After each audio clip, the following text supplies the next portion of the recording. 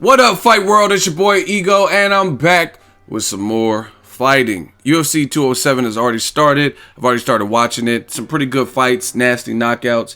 Alex Garcia, he had a brutal knockout. I posted that on my Instagram. Make sure you guys follow me there too, at Boxing Ego.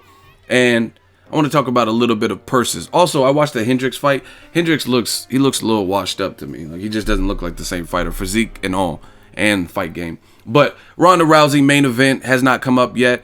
I'm looking forward to it. It's going to be an interesting fight. Their slogan is Fear the Return. I want to talk about a little Ego purses. Make sure you guys subscribe to the channel on YouTube. Also, hit the like button.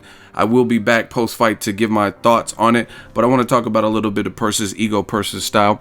And Ronda Rousey, they're fighting in Las Vegas. The Nevada State Athletic Commission requires full disclosure on their purse. And Ronda Rousey ties Conor McGregor, you'll do fucking none, as the highest paid disclosed, keyword disclosed, because I made videos about this in the past. Some people are like, no, John Jones got this in 2003. He got over a million. Listen, disclosed mean not like upside. I'm talking about, it's basically your guaranteed purse, how much you're getting, win, lose, or draw, right? Ronda Rousey facing champion, bantamweight champion Amanda Nunes, Lioness, right? She's getting disclosed $3 million. I gotta say, like Dr. Evil, $3 million, fulfillion trillion dollars. So she's definitely getting a lot, coming off of a knockout loss, immediately getting granted a title shot, not having to oblige and participate in any of the media obligations. So I mean, I guess that's what happens when there's some favoritism and you built up your star power and you've proven to be a bankable star. I guess in the UFC, you kind of play by different rules. I was actually disappointed to hear how much Amanda Nunes was getting, because she's only getting $100,000.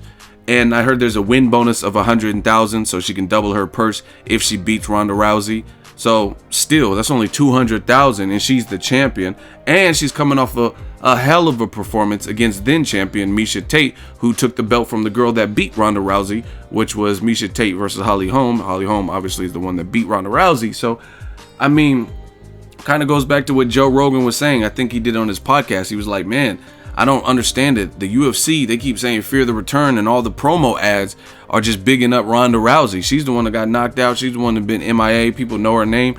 And Amanda Nunes is barely even in the promo. You know what I'm saying? And the UFC, don't get it twisted. I like the UFC's promo, like UFC Embedded. They do good video productions and stuff, like behind the scenes and whatnot. But they got to stop with the favoritism. You know what I'm saying? Like, they'll have a card full of like bankable stars, and they'll make the highlight something stupid like Brock Lesnar. Like, you know what I'm saying? There's actual people on the card who are highly skilled and haven't been absent and have been fighting time and time again, active.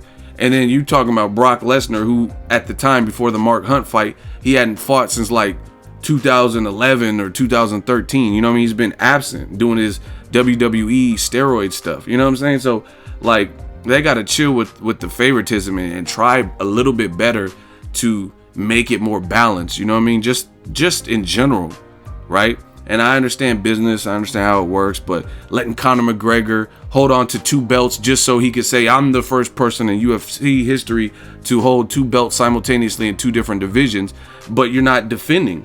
You know what I mean? Jose Aldo won the rematch. Frankie Edgar wanted to fight you, right? At featherweight, but you just held on to the featherweight belts, beat Eddie Alvarez at lightweight, you know what I mean? Destroyed him. That was a good performance. And then immediately get stripped of the belt. So it was just kind of for show. So I really hope the UFC in 2017, they could work on some of those things. Fights like Nate Diaz. It sounds like they don't want Conor McGregor to put him in there. They're talking about Nate Diaz is massive. He spent most of his career at 55, you know what I'm saying? And he's not big like Tyron Woodley and some of the other actual welterweights at 170, but they're trying to make it like Nate Diaz is this Goliath. He's tall, but he's not massive, like body BMI, body mass index big. You know what I'm saying? He's kind of lanky and skinnier. I mean, Conor McGregor even said that in his diss. He's a skinny fat kid or whatever he was saying. So I hope the UFC tries better to rectify this. You know what I mean? Amanda Nunes getting 100K. She's only getting 100K and she's the champion. and she took the belt violently from Miesha Tate, and Ronda Rousey's getting $3 million. Like, hey, trust me, I don't hate on people getting in and getting money, but I mean, what did Ronda Rousey do other than have a name? She talked shit, got destroyed by Holly Holm, and it wasn't even like, I would respect it if the Holly Holm fight was competitive and she just oh shit and got caught and got kicked in the head, but she lost consecutive rounds. She lost every round and was getting dominated before the stoppage. You know what I'm saying? So it wasn't even a competitive fight. Then she goes on Ellen, she's crying and stuff like that. I'm not really a fan of the attitude that I've seen from Ronda Rousey.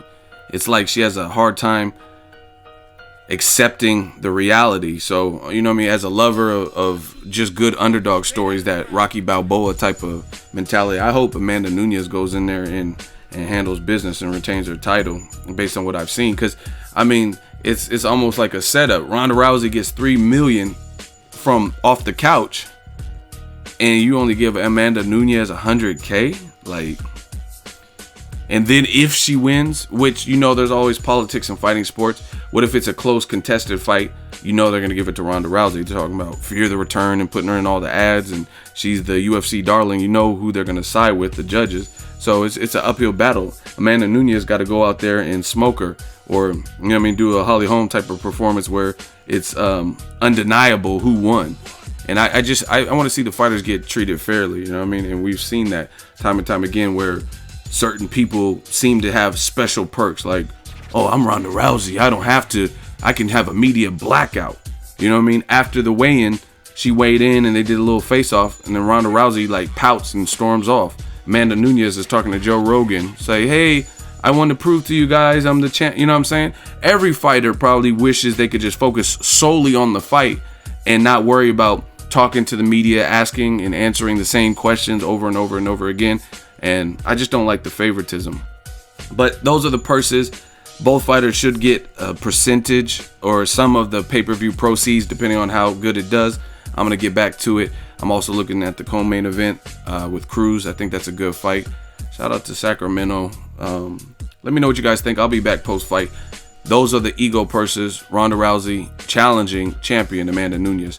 Drop it in the comment section. Make sure you share the video, like the video. As always, hate, comment, and subscribe. Till next video, is Ego signing off.